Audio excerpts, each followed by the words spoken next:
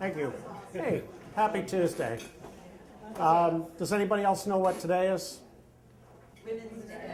Thank you. All right. Women's Working Day. Today is International Women's Day.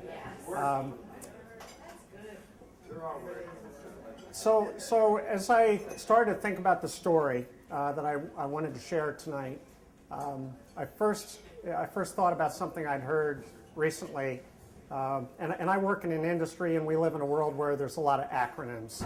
So we're overrun with acronyms, and it sometimes feels like a full-time job at work just to keep up with the acronyms as well as in our everyday world. And the acronyms that I heard recently that's really stuck with me were around fear. And there were two. One was forget everything and run, and the other was face everything and rise.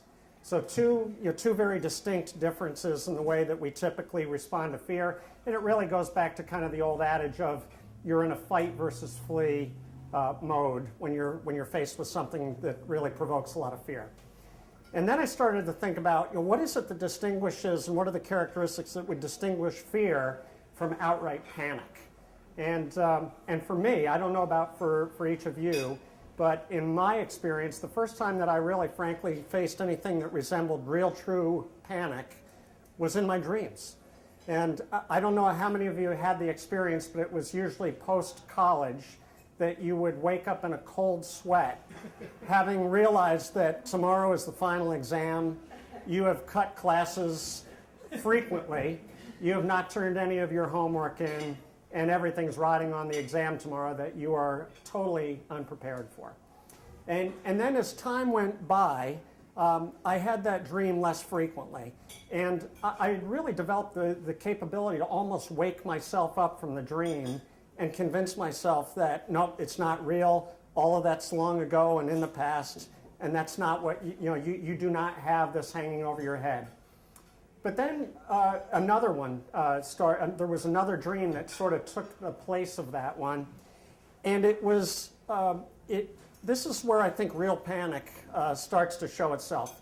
It was in the sense of I was behind the wheel of a car, traveling sometimes at a high rate of speed, often on a mountainous road, and the car was unmaneuverable. I was more or less paralyzed in the dream, could not control the car, but it's still running at a high rate of speed, and it's just a matter of time before something horrible, there's going to be a nasty crash.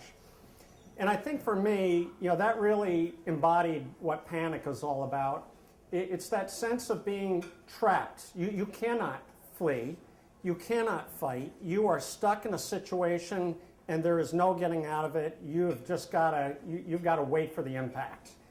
And where the story goes from there is, I think there are a lot of people in the world that are incredibly brave and courageous, first responders, mothers, parents of all kinds often find themselves in situations where there is no running away from the problem. You've got to face it and deal with it no matter how difficult it is.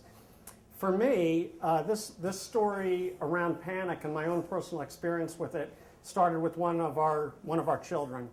And she had her first boyfriend, and we'll, to protect the innocent, we'll call him Adolf.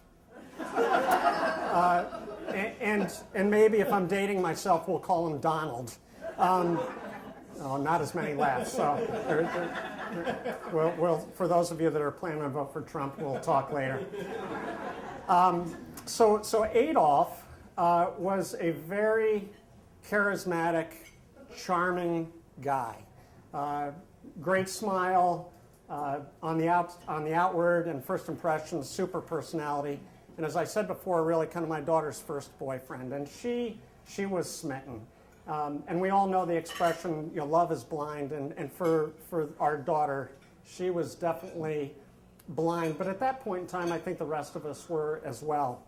And as time went on and we started to accumulate more and more experiences with Adolf, my red flags started to go off. And among the things that I can share in an environment that's going to end up on YouTube in the next week or two, was that there were a lot of things where Adolf was exhibiting a lot of desire to burden her with a lot of control.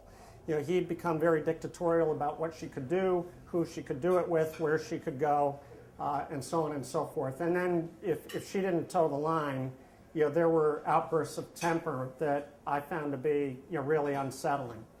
And then there were other things that started to present themselves where he would frankly only be comfortable if he wasn't comfortable in a group setting with our daughter. He wanted to pry her away from everybody else, and then he'd be fine.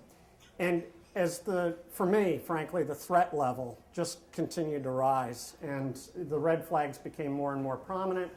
And you debate, right, as a parent, where do you go from here?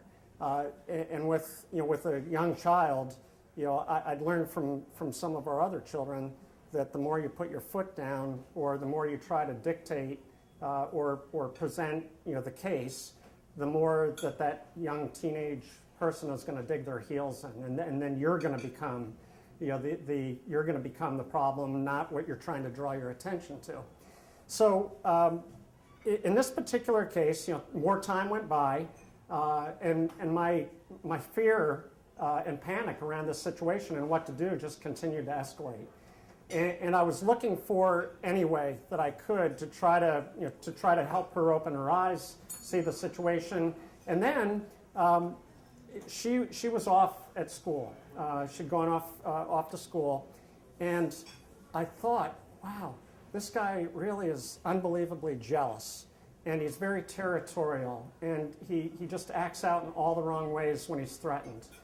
So I had this idea started to grow in my mind, and the seed of the idea was Valentine's Day was coming up, and I was going to send my daughter flowers anonymously. And she was going to get these flowers, and she was going to assume that they were from Adolf. And then Adolf was going to she was going to call and thank Adolf for the flowers. And Adolf was going to go completely berserk. And he would be revealed for, the temperamental, possessive, territorial creep, that I knew him to be. So I got so far as to pull the credit card from my wallet and call the florist. And then, I think I started to think about all the potential unintended consequences. In my mind, my fairy tale outcome of how I wanted this to end started to take on other, maybe more nightmare proportions. So I stuck the credit card back in my wallet. I did not make the call. I faced the panic of doing what a parent has to do in that situation, which is do nothing. Do not be do not be that same control freak that you are worried about. Let her, in her own time and space, understand that this guy that she has developed an attachment to is really bad news for her. And I'm happy to say that it's really worked out that way. And I think for me, the big learning in all of this is that sometimes the most difficult part of being a parent is to really resist your natural temptations to protect and to nurture when it's life itself, and panic for everybody. We all need to learn how to deal with panic, and in this particular case, it's worked out, and Adolf is out of the picture.